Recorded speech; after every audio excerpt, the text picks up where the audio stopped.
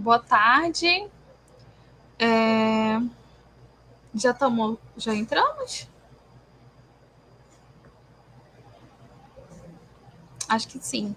Boa tarde. Espero que estejam bem. Bem-vindas a todos, todas e todes.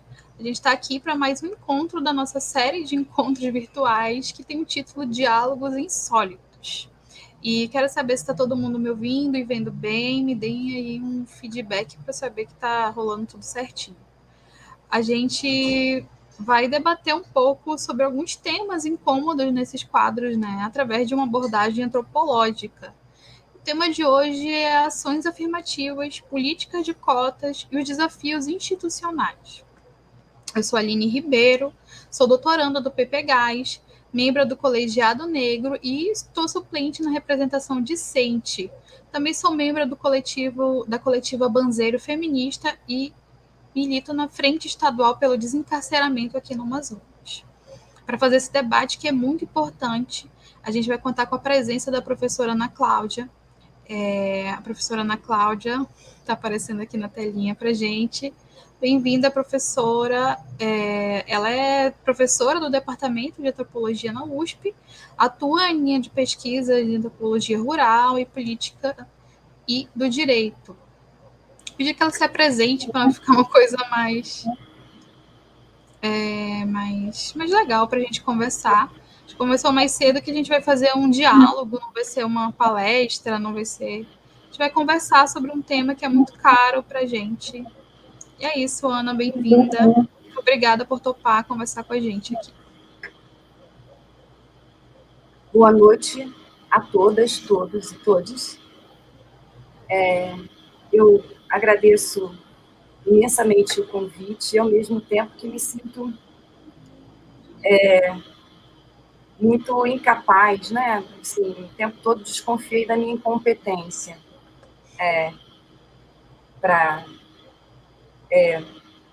esse convite, né? Para responder a esse convite. Então, eu agradeço muito e, desde já, né, agradeço a oportunidade dessa conversa que eu tive aqui com a Aline, a quem eu pedi para permanecer no vídeo aberto para eu vê-la, né? Porque eu queria entender um pouco melhor, porque poderia ser de alguma forma produtivo, interessante, esse encontro, né? E, bom, certamente é um encontro muito interessante para mim, sabe? O que eu conversei com a Aline é que talvez seja interessante eu falar da minha experiência meio em retrospecto, daquilo que, da forma como eu me aproximei do processo de implementação das ações afirmativas, como professora do Departamento de Antropologia e do Programa de Pós-Graduação de Antropologia, né? E depois, nessa condição, tomando parte de uma comissão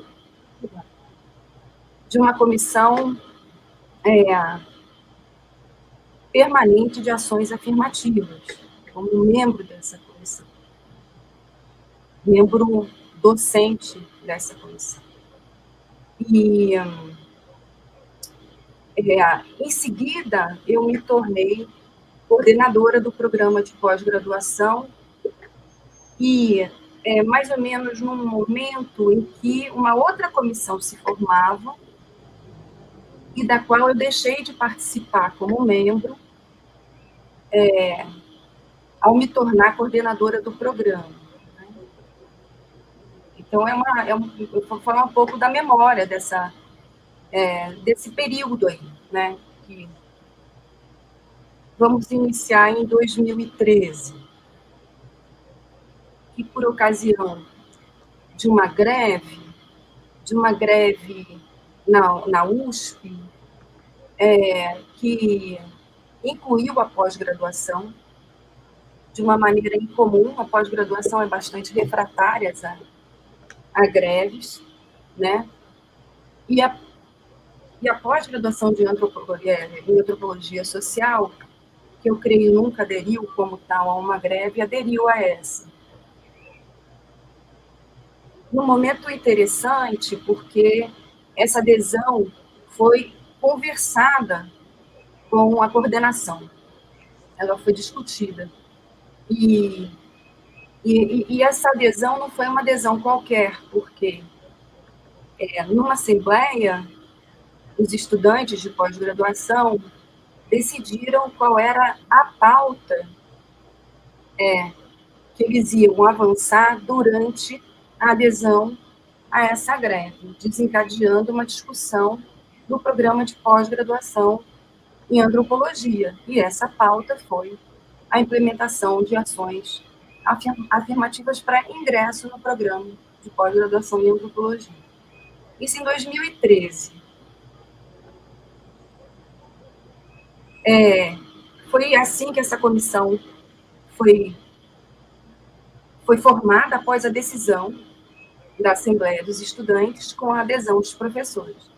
Então, você tinha, nesse momento, uma disposição que se tornou favorável a essa questão também por parte do corpo docente, de uma forma que era um passo adiante em relação ao momento anterior, né, em que a ideia de adoção de ações afirmativas no departamento não passou, não passava, não passaria. Nesse momento, abriu-se uma possibilidade de passar.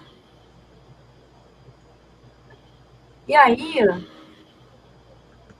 isso, eu acho que uma coisa muito importante dizer também é que todo esse movimento foi feito, foi realizado nas suas ferramentas, nos seus instrumentos, pelos estudantes, mais especificamente pelas estudantes, por um grupo de estudantes, todas elas mulheres. E de fato, essa comissão, ela era esse grupo de mulheres e de quem eu me aproximei, tendo em mente que a minha condição de professora era alguma coisa que fortaleceria institucionalmente essa comissão num trâmite que prometia ser tortuoso, difícil, com alguns eventuais obstáculos, né? Porque naquele momento, o que se entendeu era que era preciso mudar uma regra no regulamento do programa de pós-graduação para que a gente implementasse o ingresso por ações afirmativas, entende? Sim. E isso implicaria ter uma proposta de ações afirmativas que precisava ser redigida e foi por essas estudantes, levando em consideração os regulamentos da USP. Os diferentes níveis de regulamento da USP, né? Dos regulamentos do programa ao regimento da Universidade de São Paulo, né? Era preciso formular uma proposta que fosse condizente, não entrasse em conflito com todos esses regulamentos, certo? E isso exigiu um baita estudo por parte dessas meninas que encararam esse enorme desafio e redigiram uma proposta. E essa proposta foi aprovada primeiro na CCP, né, no colegiado do programa de pós-graduação. Em seguida, ela foi também apresentada e aprovada no Conselho de Pós-Graduação da faculdade, né, que é a unidade que abarca os departamentos de letras e ciências humanas. Então, na CPG se reúnem os representantes de todos os programas de pós-graduação dessa unidade, que eu sempre esqueço o número, mas são, sei lá, 21, alguma coisa parecida, né? Essa unidade é uma unidade muito grande. E aí foi aprovada também nessa instância, sempre por unanimidade, se não me engano a memória. E aí, essa proposta, aprovada assim, foi enviada para a Câmara de Normas e Recursos da Universidade. E ali parou, né? E a Câmara de Normas, ao invés de devolver uma resposta, mandou para o gabinete da reitoria, onde ficou lá paradinho por 7 meses, até que a gente finalmente soube de uma resposta que significava, como é que é a formulação? Eu sempre esqueço essa formulação tão... sei lá, espanto, assim, a perplexidade que me causou, né? Até nova provocação foi a resposta que a gente teve, entre aspas, até nova provocação. Nenhuma análise de mérito, nada, foi simplesmente arquivada com esse texto até nova provocação. E a nova provocação veio.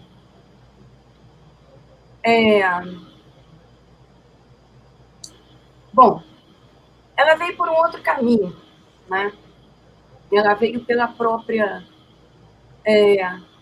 imposição de adoção, de fato, de uma política de ações afirmativas que já vinha de fora para dentro da USP, que foi uma pressão que se tornou irresistível, até se chegar a votar isso no Conselho Universitário, que é o colegiado superior. Mas isso tem uma certa ligação com o que se passou no programa de pós-graduação. Porque, vejam, assim, as meninas descobriram que um caminho alternativo podia se abrir se a gente simplesmente fizesse um edital de ingresso ao programa de pós-graduação em antropologia social sem ferir as regras do regulamento. O regulamento do programa de pós-graduação em antropologia social. A gente não precisava mudar a norma, a gente não precisava mudar esse regulamento. Sim. Nós abriríamos um edital que é alguma coisa que nos compete no próprio regulamento. E assim foi feito.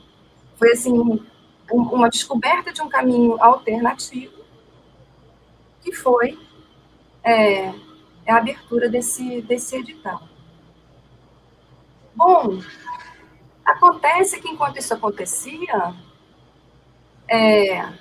essa comissão começou a participar de diferentes fóruns de apresentação que eram chamados a apresentar essa proposta em outras unidades, em outros programas de pós-graduação, dentro da própria USP, porque assim, esse anseio não era sem reverberação, né? E, da mesma maneira que essa proposta foi informada, influenciada, a partir de propostas de outros programas de pós-graduação, não é? Ela também serviu de inspiração e informou outras propostas, mas o fato é que o programa de pós-graduação em antropologia social foi o primeiro programa de pós-graduação na Universidade de São Paulo que implementou, em 2017, um processo seletivo de ingresso por ações afirmativas, né? A transformação desse edital é importante, né, Ana? Porque cada programa de pós-graduação ele pode elaborar as normas e os regulamentos para criar, né, as formas de admissão no programa. Então, a gente entende que foi um ato muito marcante assim para os programas de pós-graduação, apesar de que a gente tem que falar também que aqui no PPGás, né, a gente já tinha no quadro, né, desde 2011, o quadro de reserva de vaga para candidatos indígenas, e acho que em 2016, se eu não me engano, também foi se ampliando para pessoas autodeclaradas pretas e pardas, assim. Então é importante pensar nisso que tu está falando, né? Como que a ressonância desse movimento de vocês aí na USP reverberou dentro da própria universidade e até fora dos cursos de antropologia, não é? Sim, fora dos cursos de antropologia. A ponto de que quando finalmente a Universidade de São Paulo adotou uma política de ações afirmativas para pretos, pardos e indígenas, também a regulamentação dessa decisão, né, ela também foi inspirada pela proposta do programa de pós-graduação em antropologia social, porque ela já tinha inspirado em diálogo, evidentemente não é a única fonte, eu não estou dizendo isso, mas entrou numa formulação assim como outros atores, né, para elaborar uma proposta para a Faculdade de Filosofia, que foi a fonte da proposta de adoção de uma política, de uma adesão a políticas de ações afirmativas na Universidade de São Paulo. Então, esses dois processos se cruzam em alguma medida, né? Então, isso tem efeitos importantes institucionalmente e de novo, eu ressalto, assim, a demora com que isso foi feito. Foi um processo muito retardatário, né? Vocês que me convidam foram os pioneiros. E nós fomos os retardatários. E ainda assim, fomos pioneiros em alguma medida. Olha a loucura, né? Sim. Pois bem, esse é um ponto, né, da questão. Um outro ponto, para mim, da questão, Aline, é que, uma vez implementada com duras penas, nós temos, primeiro, uma reflexão muito limitada em relação ao que vem sendo essas ações afirmativas no programa, os seus efeitos, as suas insuficiências e possíveis caminhos de enfrentamento das dificuldades internamente, né? Estou falando internamente.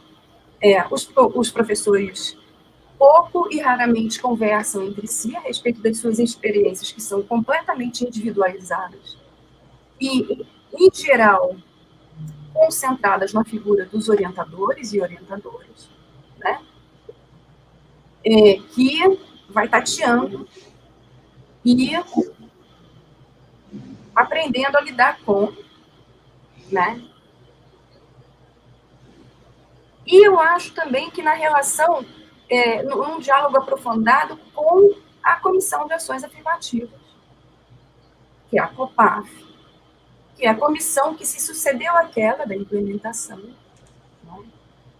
E da qual eu deixei de participar ao me tornar coordenadora, mas que também é constituída por docentes e discentes, e que se tornou uma representação permanente na CCP, de forma a manter um diálogo constante entre, né, na CCP, no âmbito da CCP, daqueles que integram a comissão de coordenadora do programa.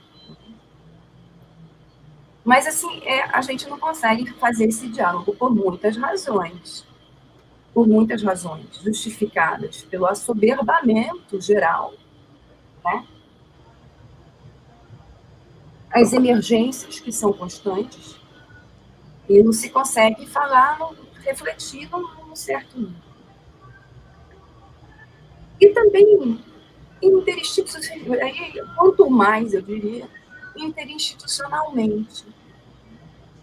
Então, essa conversa que a gente estava tendo antes de abrir, né, para o público, eu e a Aline, me fez pensar quanto isso é necessário e fundamental. E fiquei aqui pensando, Aline, cara, que essa comissão que vocês constituíram deveria entrar em contato com a COFAP. Eu não sei se você... Eu confundo. Da comissão COPAF. Porque eu não sei se vocês entram em contato, mas se não entram, acho que deveriam entrar, né? Eu estava te dizendo que agora, com uma pró-reitoria de inclusão que foi recentemente instituída na Universidade de São Paulo, uma comissão de heterodeclaração está sendo constituída. E o que significa que a USP não começou a enfrentar essa sorte de problemas que nós sabemos que acometem as universidades federais, os programas de pós-graduação das universidades federais, há muito tempo e com cada vez mais força, né? Sim. E assim, e essas experiências, eu não sei até que ponto são de conhecimento dos agentes umas das outras. Não sei se eu faço clara, entendeu? Uhum. Assim, você conhecer as dores do que está acontecendo na Universidade Federal de Goiás, ou na do Rio Grande do Sul, ou de Minas, ou de São Paulo, ou de Pernambuco, ou do Tocantins, sabe? Sim. É impressionante como... o fato é que a gente tem muita dificuldade de diálogos interinstitucionais. Eu diria assim, até com um vizinho que mora, que é do outro corredor, nós temos dificuldade nesse sentido. Puxa, eu acho que, sei lá, um enredamento mais ousado, de maior alcance, me parece que seria muito desejável. Muito desejável. Com toda certeza, Ana, com toda certeza. Esse diálogo nosso já foi assim, está sendo, acho que para todo mundo, assim, bastante enriquecedor, nesse sentido que a gente estava conversando antes da live, né? De promover uma conversa, um diálogo, que a gente consiga compreender a necessidade das cotas, assim, acho que a gente ainda precisa falar desses assuntos, né? A gente está no período que foi o ano de revisão da lei de cotas. A gente está num período que ele é muito sensível pelo avanço desse governo extremamente fascista, racista, e a gente está num período de negação, né? De negação dessas obviedades. Então, pode parecer banal para gente que está há muito tempo engajado nessa pauta, mas não é banal promover um debate como esse. E para isso a gente também está aberta para conversar, não é, Ana? Como a gente falou mais cedo, a gente quer conversar sobre esse assunto. E eu peço que vocês deixem comentários, alguma pergunta que vocês queiram fazer, colocação, experiência, para a gente conseguir dialogar sobre esse assunto.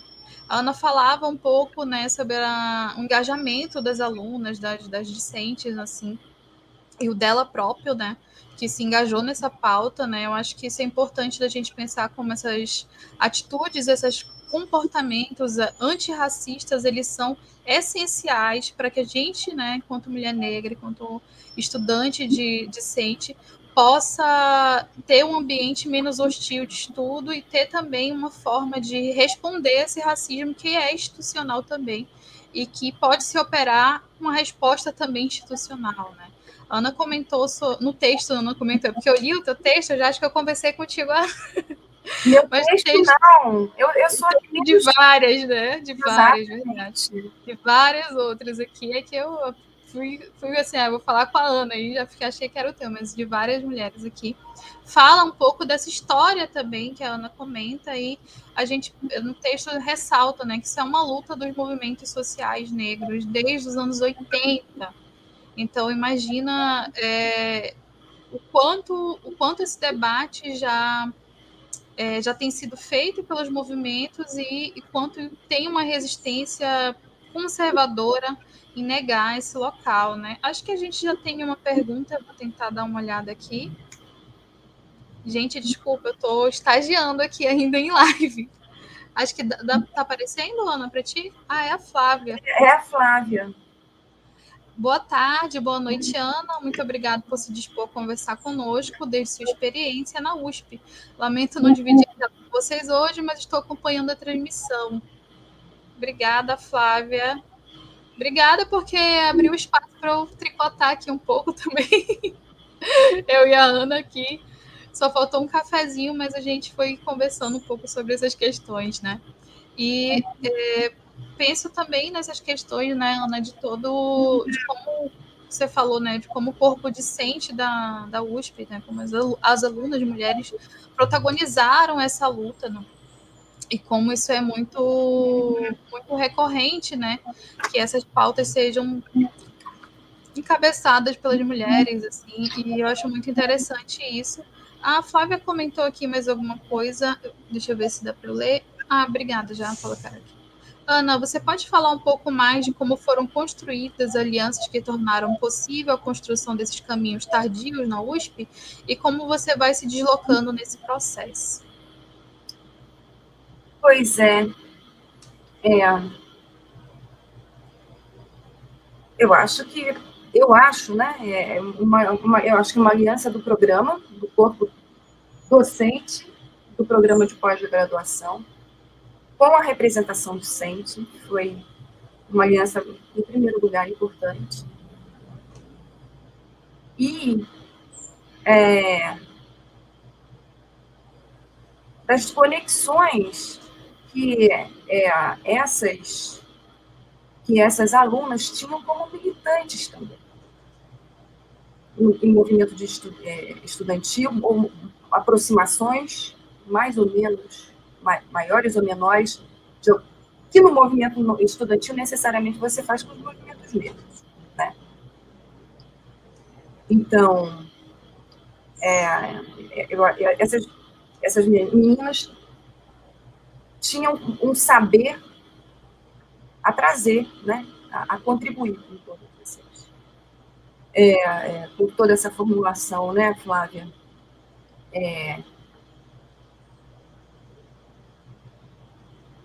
Depois, eu acho que tem uma sensibilidade geral, também um constrangimento, não é?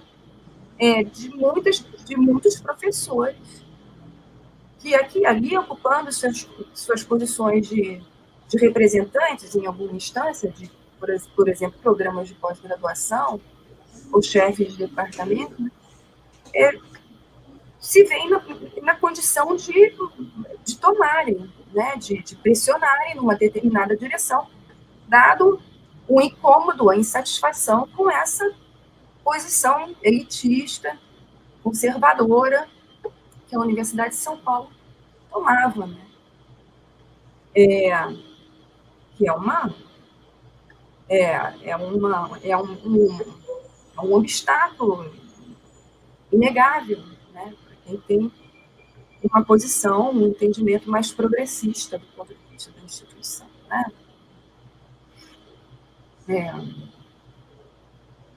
Mas eu queria também falar aqui, sabe, estou aqui com uma lista das autoras desses artigos, mas acho que mais reúne aqui mais do que a autora desse artigo, né? Que as pessoas que fizeram parte dessa comissão permanente, né? Das ações afirmativas para a implementação do inglês. Então, Ana Letícia de Fiore, por exemplo, agora é uma delas. se eu não me engano, ela está no Acre. Perdoe se eu estiver falando a coisa errada, né?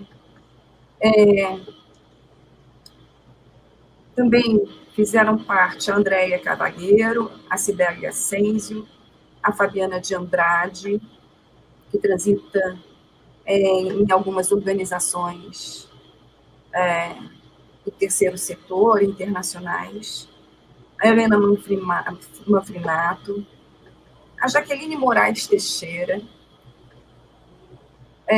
que foi uma liderança muito importante nessa comissão, e que hoje é professora na Universidade de Brasília. A Letícia Patriarca, a Yara Alves, que hoje é professora na Universidade Estadual de Minas Gerais, que é também uma figura, uma liderança entre essas lideranças. E eu sei que outras pessoas estão em outras posições institucionais. Elas já trouxeram a experiência e levaram a experiência. Elas levam essas experiências com elas, né? E eu acho que elas são excelentes pontes para se estabelecer, e eu não sei até que ponto vocês têm pontes com essas pessoas na condição de integrantes, né, de membros dessas instituições, entendeu? E eu acho que essa conversa, ela me parece muito desejável. Eu acho que ela pode, ela tem capacidade de fortalecer, entendeu? E de suprir essas questões, Aline e Flávia, que aparecem internamente, que, na verdade, elas não são nem formuladas internamente. Eu tenho uma senhora insatisfação com o lento avanço das políticas de ações afirmativas como tais, né? Que questões isso nos coloca, né? Ao programa, sabendo que o programa é constituído por professores, alunos e funcionários, né? Como coordenadora, essa noção, assim, gente, caramba, o programa não sou eu que sou a coordenadora, eu não sou o programa. Né? O programa é constituído por seu corpo docente e por seus funcionários. Então, assim, discussões substanciais são muito difíceis, né? Ainda mais nessas condições de pandemia e a dispersão que isso trouxe, né? Essa reflexão não foi feita. E eu acho que essa reflexão deveria ser feita também, ao mesmo tempo, né?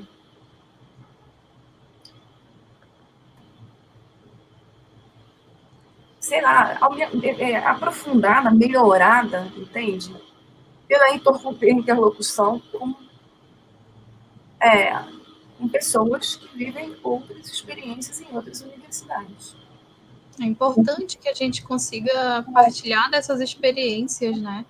Partilhar dessas vivências que a universidade proporciona à luta, a nossos movimentos, né? Os movimentos que a gente se engaja em torno, óbvio, da questão das cotas, que é o que a gente está tentando debater, que a gente está conversando aqui. Eu vejo que há uma problemática muito central ainda de defesa assim, das cotas e por essa ameaça constante que a gente vive desses setores, isso que a gente conversava, né? Esse amontoado de coisas que estão sendo perdidas, assim, escorrendo das nossas mãos. A gente não tem tempo de se sentar e refletir sobre como melhorar, como essas políticas podem abarcar experiências mais diversas, né? De que forma elas estão chegando nessa população, nas populações que se pretende afetar. E qual é o efeito disso, né? Quantas professoras, quantas mulheres, homens que se formam estão sendo inseridos no mercado de trabalho mesmo, pode parecer um assunto banal, mas é muito importante pensar, né, como está sendo a inserção dessas pessoas que se formam nessas áreas depois da universidade, né? A gente ainda tem uma dificuldade dificuldade de debater esses assuntos. E é muito importante que a gente consiga falar sobre essas questões, né? Pensar, refletir, e aquilo que a gente estava conversando mais cedo, não é, Ana? Não temos uma resposta simples e uma resposta única para esse problema, que é a desigualdade étnico-racial. Porque quando a gente está falando de cota, a gente está falando de uma ação direta, pontual, né, sobre um problema de uma dimensão que é muito maior, que é esse racismo, né? Racismo que estrutura toda a sociedade, que estrutura as relações, que estrutura o olhar do outro perante pessoas racializadas, né? Que são pessoas negras, pessoas indígenas. E no caso das cotas, assim, que a gente racializou as cotas, né? Mas as cotas elas também servem para pessoas com deficiência, também servem para pessoas LGBTQIA+. Aqui a gente tem, né, pessoas que estão em situação de refúgio. Então, aquilo que o Milton Santos fala, né, desses minorizados, que não são minorias numéricas, são minorizados socialmente, como é que a gente consegue debater sobre isso, né? Me coloco aqui como uma mulher negra que é parte disso, entrei através das políticas de ações afirmativas dentro do PPGás, né, da UFAM, e pensar nisso, né? Como que falar de cota não é falar de um movimento institucional, de uma lei específica. É debater sobre um problema muito mais complexo, muito mais amplo, que é o racismo. Né? O racismo ele estrutura, ele vai moldar as relações, ele vai fazer com que a gente olhe para uma pessoa racializada de uma forma diferente que olha para uma pessoa não racializada. Então, tudo que se molda através desse olhar, ele tem que ser repensado, né? Como tu fala, como que a gente vai debater isso entre nós? Quando é que a gente vai conseguir ter um espaço que supere essas barreiras, né, raciais, institucionais, geográficas, que a gente possa sentar e falar, olha, como foi a experiência aí na USP, a nossa experiência foi essa, e avançar, né? Porque a gente sabe que tem uma onda extremamente conservadora que sufoca muitas vezes esse debate pela emergência de tantos outros. Acho que tem alguns... Enquanto você vê a pergunta, eu queria te perguntar uma coisa assim, como alunos cotistas, ex-alunos cotistas, essas experiências das diferentes instituições é compartilhada? Sabe, alunos cotistas da USP, da UNB, conversam com vocês? Como alunos cotistas, em algum grupo, sei lá como? Aqui no PPGás a gente tem um colegiado de estudantes negros, tem um colegiado de estudantes indígenas, mas isso é dentro do PPGás.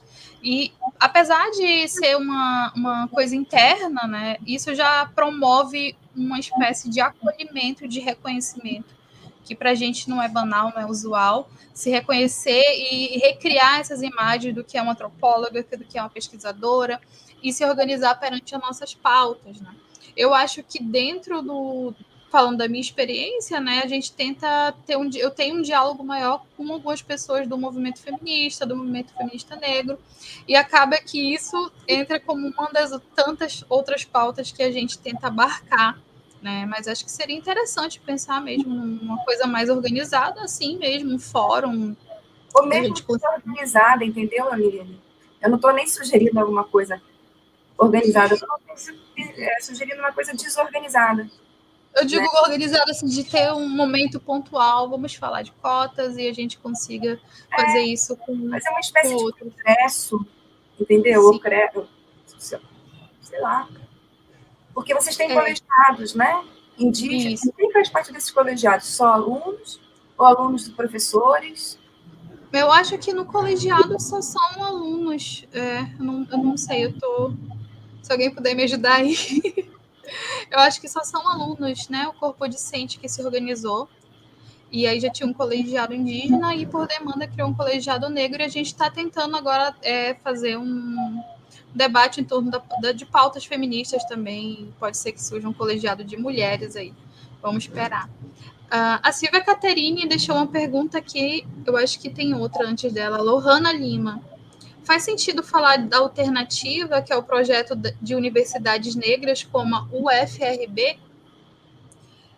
E eu posso ler. Você quer responder essa, Ana? E eu já leio outra? Eu não tenho como responder, Lohana. Eu acho que sim. Eu acho que isso é uma possibilidade. Provavelmente não deveria ser a única, mas eu acho que faz sentido como uma possibilidade. Só que eu não conheço os efeitos disso. Eu não conheço o debate disso, por exemplo. Tá vendo? O alcance da minha ignorância? Entende? Isso é a própria declaração da minha ignorância sobre isso. Que eu desconfio que não é só minha, tá compreendendo? Eu acho que tem muita ignorância, uma parte muito considerável. Eu estou falando de antropólogos, né? Quanto mais outros, né? A Silvia Caterine Pacheco deixou aqui.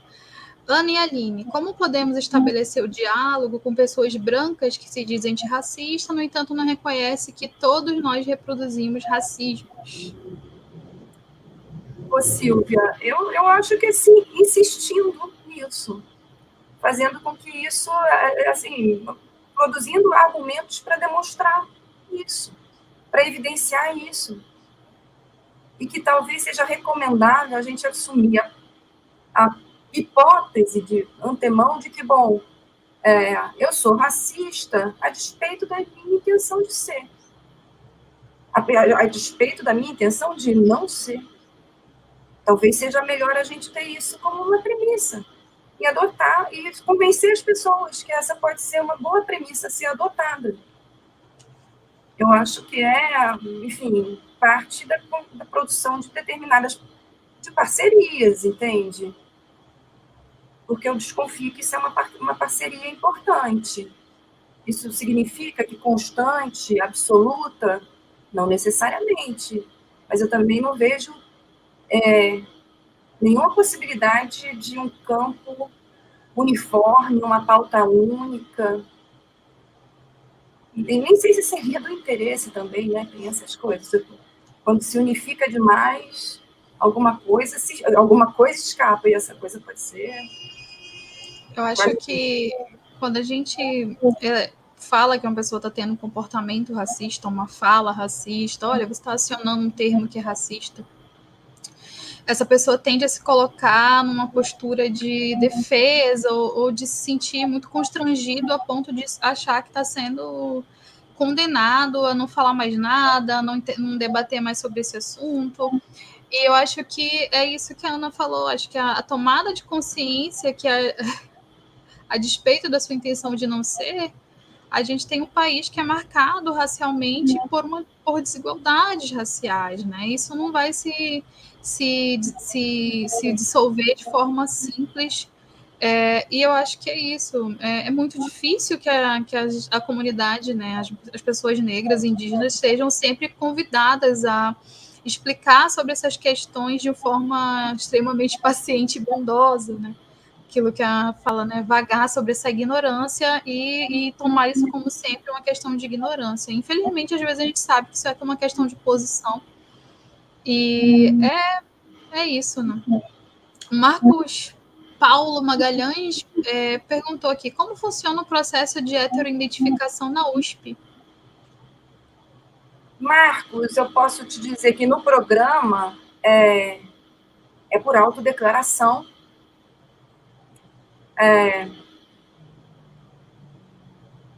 De pessoas de PPIs, pessoas com deficiência e também pessoas trans, né, nesse momento, no programa de pós-graduação. Na universidade, PPIs. Eu acho que não há outra categoria contemplada por ações afirmativas da universidade, mas você precisaria conferir isso. E como eu estava dizendo, uma comissão de heteroidentificação para responder as primeiras questões na universidade está se formando agora, com a recente formação dessa pró-reitoria de inclusão, né? Parte de um processo de abertura, inclusive, da USP, nessa pauta de debates que vem muito com um atraso muito grande em relação a outras universidades federais, né? Essa novidade na USP é velha em outras universidades, né? E acontece que isso é parte da experiência, né? Como é uma forma de conservadorismo que se dá, que possivelmente não é exatamente a mesma forma de conservadorismo conforme ela se expressa em outras partes no Brasil, não é? Mas talvez elas não sejam alheias umas às outras, né? São formas de expressão de conservadorismo e que implica, eu acho, que obriga a articulações, a respostas que tensionem esse conservadorismo, né? Essas barreiras institucionais. Né?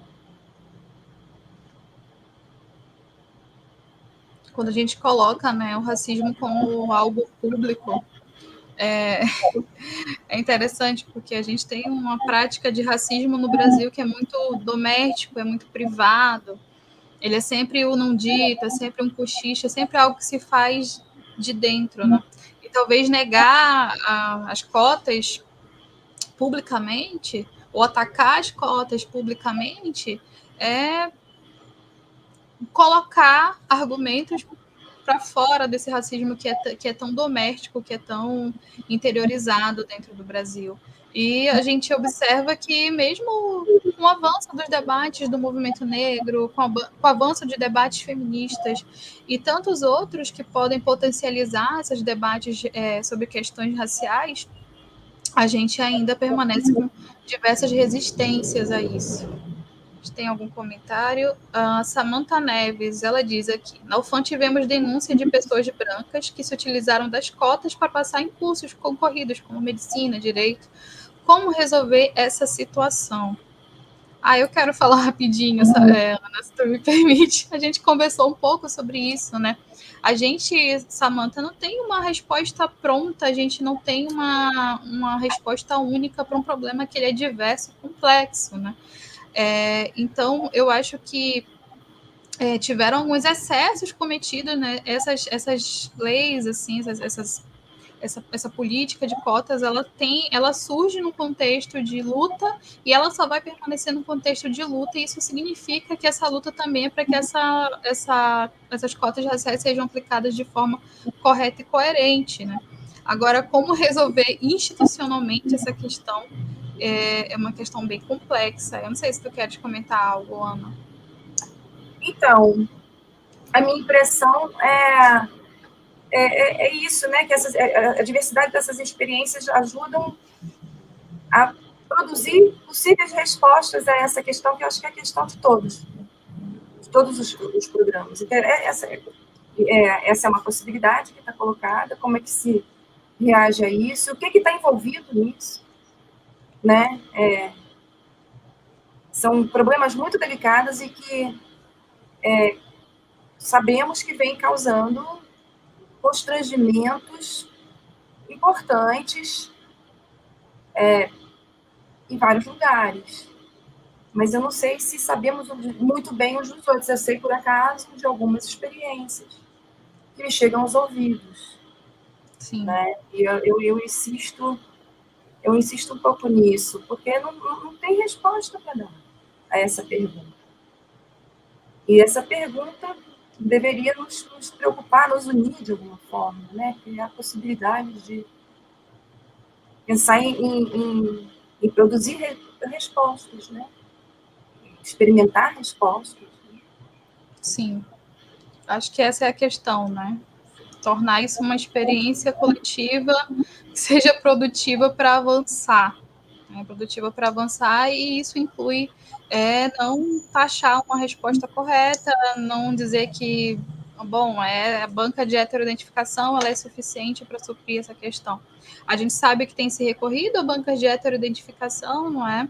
Para que se barre essas questões, né, de pessoas que são brancas, pessoas que não são racializadas, que não deveriam estar solicitando cotas raciais. E a gente sabe também que isso é um tema bastante complexo, que isso acarreta tantas outras questões que a gente pode tentar pensar em soluções mais complexas para um problema que também é bastante complexo, para falar assim. Pois é.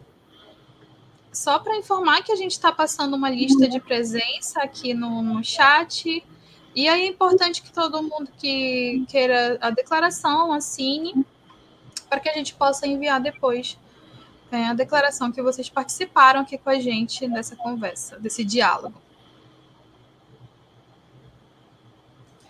A gente está há alguns minutinhos de finalizar, Ana. Nossa, já foi. Foi bem gostoso conversar contigo. Não sei se tem alguma questão ainda aparecendo aqui no nosso chat, acho que não. E eu queria te agradecer, né? Agradecer por ter se disposto a conversar com a gente, por dialogar. E vamos manter diálogo para a gente continuar debatendo, conversando em possibilidades, né, de reação organizada e desorganizada, como tu disse, para a gente reagir a esses problemas. E aí eu quero que você fique aberto espaço para você finalizar e falar alguma coisa.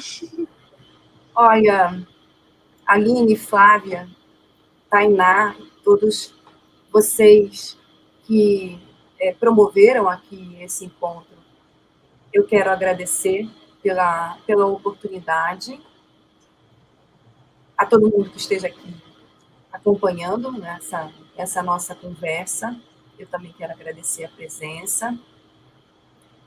E dizer que eu espero que a gente tenha, com isso se abra uma possibilidade de diálogo que não se encerre aqui. Eu terei prazer de intermediar, se for e se tiver ao meu alcance, né, algumas possíveis conexões que ampliem eventualmente o diálogo e fortaleça, né? Só para terminar, eu já vou terminar. Eu acho que é muito preocupante quando essas questões, como a que a Samantha colocou, elas alcançam um nível de debate público que escapa já, inclusive, ao interior das universidades, né? Elas se tornam um debate público mais geral e alguns dos impasses que se vivem dentro da universidade, então, ganham uma outra dimensão nesse sentido. E quando isso acontece, quando a gente vive uma onda, assim, a gente espera que seja, né, de um conservadorismo que tem formas de realização muito truculentas, né, é importante que que se formem reações à altura, né, de resistir a isso. E também nesse debate, nessa dimensão mais de um público que ultrapassa, assim, deveria vir da universidade, não é mesmo? Uma contribuição importante para esse debate. Então, tem toda uma cadeia de pertinência, de importância, de relevância lá. De realização desse debate, de um debate bem constituído, bem formado, bem informado, consistente. Eu acho que essas experiências uns dos outros ajuda a produzir isso, né? Bom, gente, obrigada, então. Boa noite para todas e todos e todos. Muito obrigada, Ana. É isso, que a gente consiga dar uma resposta que nos aproxime das demandas que a gente acredita ser prioritária, né, para enfrentar essa onda que vai passar e a gente vai permanecer. E é isso, eu agradeço a todo mundo que comentou, que assistiu nosso diálogo, que participou aqui no chat, a galera que ficou aqui ajudando também a gente a dominar essas tecnologias que às vezes nos dominam, não é? E é isso, muito obrigada e vamos conversando. Tá certo.